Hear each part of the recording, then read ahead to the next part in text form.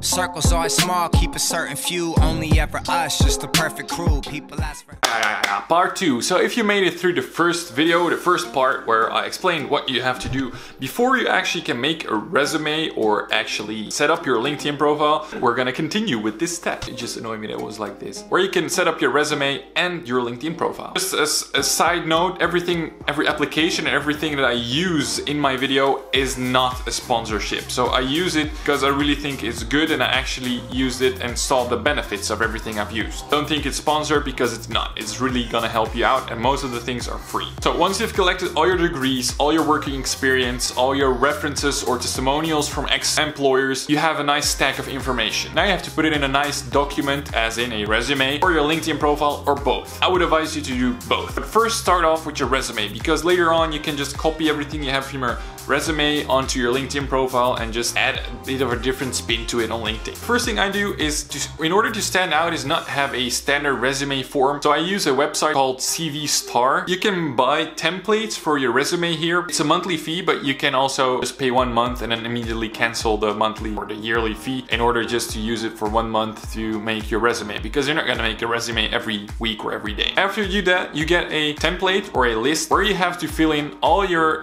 personal data, your working experience. It's already a template. So all the information you gathered from your certificates, you just have to fill in this template. I'm gonna show you guys my actual resume to give you a indication on what you have to fill in. It is in Dutch, so I'm just gonna explain you what I filled in per part and why it's relevant. How to keep it as small as possible, but as effective as possible, because nobody's gonna read 4-page resume. So I'm gonna show you guys what I have.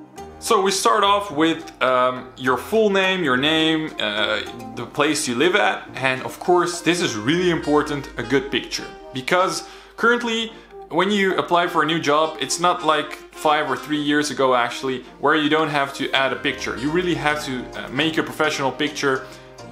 It costs like 10 euros or something to go to a photographer in order to make a nice picture for your profile. You're gonna use it on LinkedIn, on your resume, etc. So after you have added your picture to the template, you're gonna add your name, the location you live at personality. You're gonna enter your email address, the place you live at, like your address, etc. In the first part, you write a short introduction on who you are, what you've done so far, what you're looking for in a job, and then I just add another closing line. If you have any questions about all the information that I'm mentioning in this document, feel free to contact me. I hope that I can be added value to your company.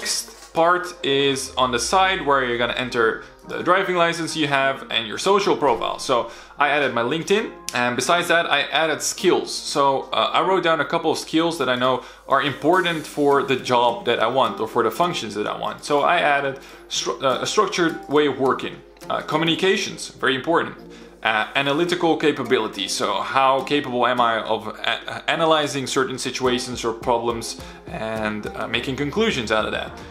Problem solving, my problem solving capabilities, so how good am I at solving problems that just pop up, random problems. Video editing is something I can do, Photoshop is extra, and leadership. I've had multiple people work for me in a department where I was the responsible guy, so this is something that's really important for a manager. So this is really focused on me, but you can change this accordingly. So if you're someone who's in car mechanic, you can say I work really structured. It really applies to car mechanic as well. You can say my communication is very good, but problem solving capabilities also the same. So it's really the way you're gonna add text to it and fill it in. Second real big chapter on this resume is working experience. And what you're gonna do is you're gonna add your latest working experiences, so the most recent one, and you're gonna work it down to the most old one, because they're gonna want to know where you work now and what you've done in the last couple of years, not what you've done 5 or 10 years ago. But add them. I've added every working experience that I have because I think everything that I had working experiences was relevant, and I wrote a text at every former employer, so you can see my employer, you can see from which date until which date I worked there. And then I had bullet points. Which task did I complete or do as in that function? I did those bullet points for every employer. Sometimes I added some extra text in order to give it more context, because here I added multiple functions because I had multiple functions at one company. So I added sales advisor, technician, etc. for one of my employers in MediaMarkt in order to explain why I had so many different functions within the company and what I actually did there.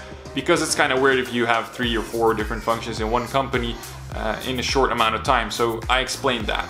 On the right side, I added the languages that I speak, which is really relevant when you're a manager. And I have a small part which has hobbies, because it makes the resume a bit more personal. So it's not only this really business-like resume. Then we come to the part which has education, where I added all the certificates, again in order from most recent to old, which kind of degrees I have, which kind of certificates I have, etc. After education, I have working internships. So internships. This is what I did during my studies. So I wrote all the tasks that I had to do at the companies that I worked at as an intern, which the products were that I developed, and what the goal was of the internship. Then we have activities that you've done outside of school and outside of work, which can be relevant for working experiences. So I organized a crowdfund. I co-wrote a book during school, but it has been published as a real book, so it's not really a part of school work. I've been a graphics designer for a non-profit organization, and thus those are the things you want to add as activities or work experiences outside of real work, outside of paid work to say so, and outside of internships. Next thing is certificates. You're gonna write down all the certificates that you get for like doing a course, doing a extra activity outside of real educational certificates or degrees to say so. So I have some sales certificates and some special product and technical certificates for Intel and Apple, etc. But I'm currently working on some more certificates. And that's actually about it. That's everything you need to have on your resume. It doesn't have to be long. It has to be like a summary of maximum 2 or 3 pages where you have bullet points on everything you've done and a small summary about yourself. And it should only be a small little trigger in order to get invited to a conversation or to a job interview where they're gonna ask you for more details. So this is only like a small sales piece, like a sample that you send in. So a resume doesn't have to have everything you've done written down in detail, because you can add this later or explain this later when the time is right and when they actually ask you to explain what you've done exactly. This is the way I've done it, and this is the way it has been working for me for the last, let's say, 10 years in order to get side jobs, normal jobs, and this is also the resume I've used to get my current job. It's not on my experience right now because it's already a bit of an older resume. Little tip, besides having your resume in one language, it's probably good to make it in English, and the language from the country that you're living in, because an international company in your country has a job available. Usually they have it in English on their website or wherever you found the job. Usually they also have a mandatory thing which says good English, qualified English, or etc., or professional English required. Then it's really good to send in your resume in English already, because it kind of shows that you know English. So I would always make my resume in English, and also of course now in Dutch, because I'm living in the Netherlands, but I'll be making one in German as well. The thing you're gonna do is you're gonna make a LinkedIn profile. Well, it's really easy. You just go to LinkedIn website and register. I'm just not gonna show you the steps on how to register on LinkedIn. I think it's pretty obvious how you do that, but I'm gonna show you guys how you are going to fill in your LinkedIn profile. So of course, you're gonna use the same picture that you've used before. The background image is gonna be something really basic, business-like. Don't put stupid things in your banner picture like on Facebook, because it's really a personal, this is really a professional resume kind of thing, only online, where you can also connect quicker with other professionals. So just make it look professional.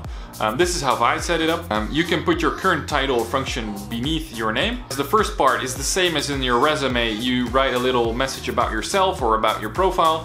I've done it in English, of course, because LinkedIn is international, and most Dutch people and Dutch companies have people on HR who speak English very well. So this is, and I've added it in German as well, to have a more international group of companies and professionals visiting my profile and knowing who I am. In my description, I've added a PDF download file from my resume.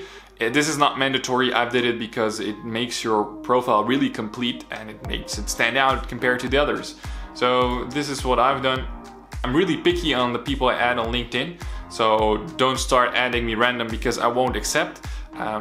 One of the things you have to look for is when you're accepting people on LinkedIn, to start you can add people from your same study class. If you're following the same class, add them, add your teachers, add people who visited your school for public speakers, etc. about subjects that are relevant for you. Add them first, and after that you're gonna expand your network alongside the former employers where you've worked. Add them. Add colleagues from your former employers, and this way you're going to link a small part of people who were part of the time that you worked at a certain company in a certain job subject to your profile. And this way I have people from insurances, people from the auction part, auction businesses, all linked to my profile. And of course they're gonna have friends, etc. too. So this is how you build your profile. As soon as you have like 50 to 100 followers from your direct environment, you're going to be receiving different invites. What I usually do is add recruiters which have a good story or a good message, a good way of working. I decline the recruiters who are too easy with their messages, just this general shit message that you're gonna ignore. Don't add them to your network because they're not putting in the work that's needed. And of course what I'm also doing is adding people who do the same function as me or higher, but never below. And why not? Because this is where you're gonna make your network stronger. And when you're searching for a new job, you're gonna find the same function, maybe at another company, because you have so many people in your network who are at the same function and know other companies. So you have this domino effect. But at the same time, you also want to progress in your career. You don't want to go and take a step back. You want to add people who are above your function in general in companies, etc. And in order, if you get invites from them, or you are at a party, etc., a networking party or a convention, try to add them to your profile as well, because in the long run they're gonna change position again. And if they already know you and they know you're one step behind their function, it's really easier for you to grow within a company. So I always do it like that. You can disagree with me on this, of course, you can disagree on everything I said in this video, but this is my approach, and it has worked for me, and I've taught some other people how to do it as well, worked for them as well, so this is why I'm sharing it with you. What do? I add the same things I have on my resume, only in English, and add all the links, everything else to my LinkedIn profile. So I basically recreate everything from a resume onto my LinkedIn profile. And this is when you can be found in search options, because you have keywords, you have text, you have functions linked to your profile, which makes it easier for you to be found. And of course, you can add the languages, etc. Be careful with what you post on LinkedIn, because it is your resume, it's linked to your name, your function, your company, etc. So don't post stupid stuff like you do on Facebook.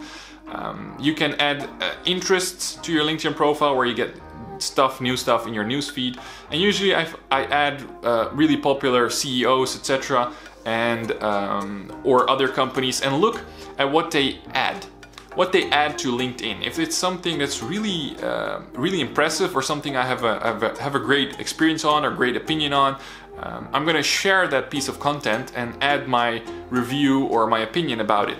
And I keep it as professional as possible, give some good arguments to share relevant content or relevant messages, or arguments / critique on certain decisions of companies, etc. And this will create a nice discussion beneath your post, always a good discussion. I did not have any hate comments or anything on the content I've shared.